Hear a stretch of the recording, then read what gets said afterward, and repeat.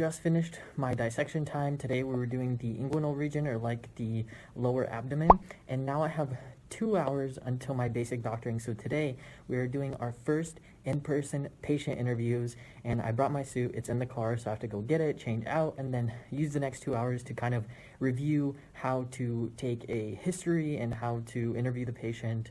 And it's going to be a long day because we have a basic doctoring from 1 to 5 p.m. and people are going to be watching us live as we're doing these interviews, and they're going to be critiquing us. I didn't get to finish. I ran out of time because my patient had a lot of things to talk about, but it's been a long day and I am ready to pass out, but I still have so much work to do.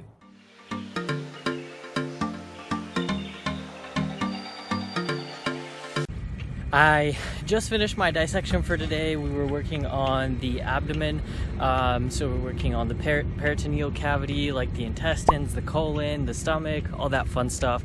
It's not too bad because the structures are quite large. Now I'm headed back home because in about 20 minutes we have disruptions in development, which is kind of like our psychology class, and we're going to discuss, I think, how people feel about doing dissections and how they feel about, being with a cadaver, because for some people it gets quite emotional actually. Guys, I'm super bad with directions, and so the only way I know how to get home is by finding this green, I don't know if it's a dumpster or what it is, but I look for that, and that's how I know where my trail is to go home this way. I'm so directionally challenged. So we just finished disruptions in development, and I'll tell you guys a little bit more about it later, but right now I'm getting in the car because I'm meeting my med-sib. My med-sib is a second-year medical student that basically you get partnered with at the beginning of the year, and you're supposed to make a connection. Like, they can help you with school, they can help you with life, you can just chat, you can talk about anything, or you can basically never meet. It's really up to what kind of a relationship you guys want to develop. So I'm meeting my med-sib for the first time. We're gonna have dinner together, and I don't know, we're just gonna chat about life and school probably, and then I gotta come back home and prep for the next day. Just wrapped up dinner and I'm back home, and my goal is to clean this mess. I can never work when it's messy around me. But first I wanted to tell you guys about our discussion on cadavers and donating, like patients, let me take it a step back. I wanted to talk to you guys about people that donate their bodies for anatomy so that medical students and physicians and others can learn. And it's just so interesting. We had a discussion of whether we would choose to donate our body and how impactful it can be, but also how, making that decision is a hard thing, and that some people are okay with it, some people are not okay with it. But I'm just so grateful to have this experience, to be able to do a dissection, to be able to learn, because you learn so much more by being able to actually see and touch something real rather than just looking at pictures and books and animations. And I think that is truly an invaluable experience, and I'm super, super grateful for it. So I think I'm finally starting to figure out my study rhythm for anatomy, and it's not too bad. I think maybe I need 1 more week to adjust, but what I'm trying to do is do a lot more practice problems, but I have a hard time with that because there's so many of them, and it's just really hard to start doing them. But then once I start doing them, I kind of can't stop because they become fun and interesting. So the hard part is just getting started.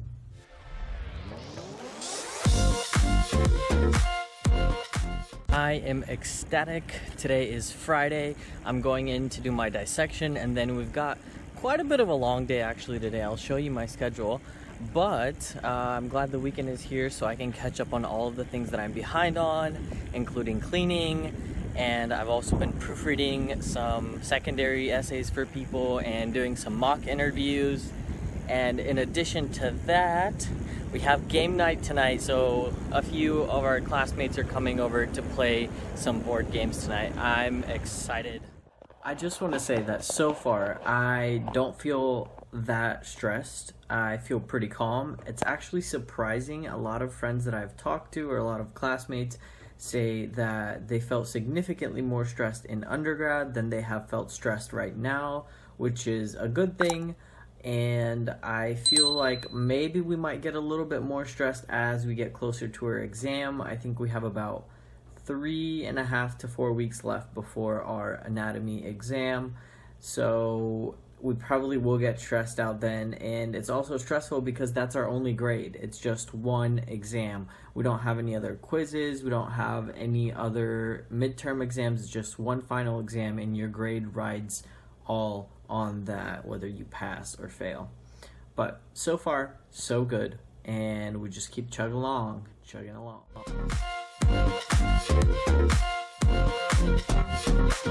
What's up, everybody? It is it's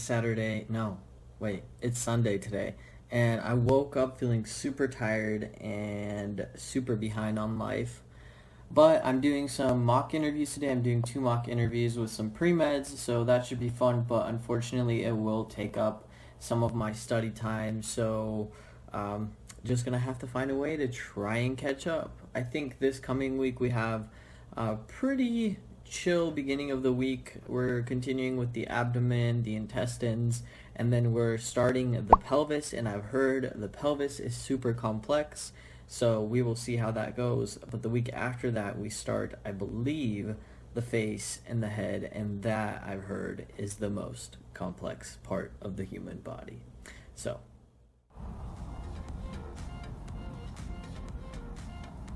hello? What are you doing? What's up, everybody? So my teeth have been hurting in the back here for the past couple of weeks when I eat. So I think it's about time to schedule a dental appointment and get this checked out, because it's really starting to interfere with my day-to-day eating habits, and carrots really hurt.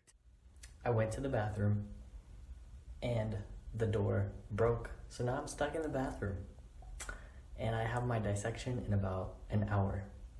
I'm waiting for some classmates to come to the rescue, but at first I was stuck here without my phone. Thank goodness my roommate came home right on time.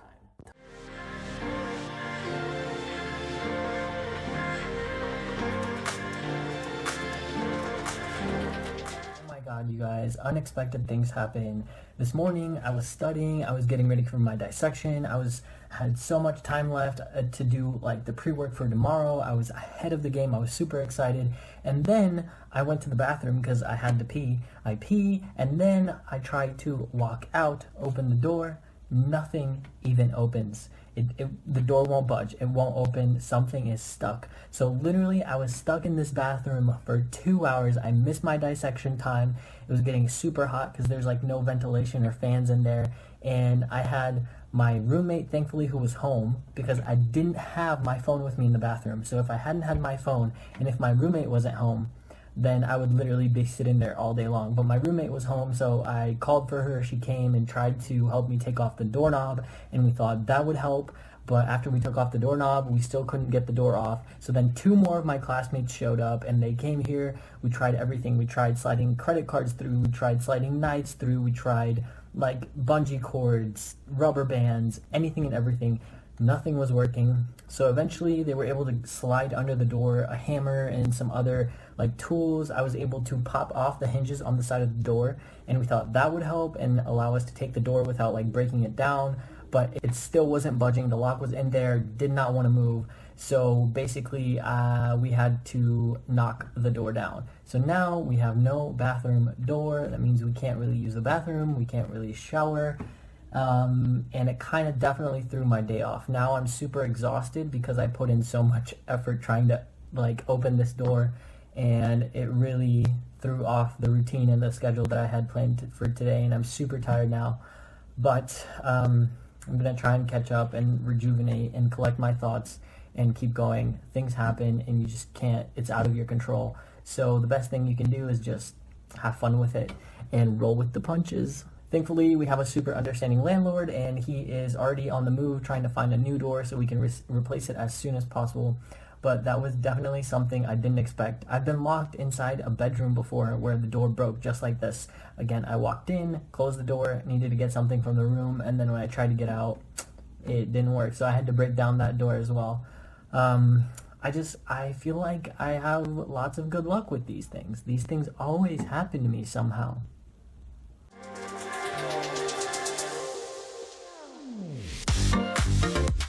It is Tuesday, and we are in, let me see here, which week of anatomy. We are in our 4th week of anatomy, and we have a second lab practical tomorrow, and these lab practicals are just for practice. And what happens is we go into the lab, and our professors have labeled or tagged specific structures on the donor bodies, and we get around 60 to 70 seconds to look at the structure and then note down what we think that structure is, basically identify it. And sometimes they can ask, what is innervating this structure, so it's not just identification necessarily.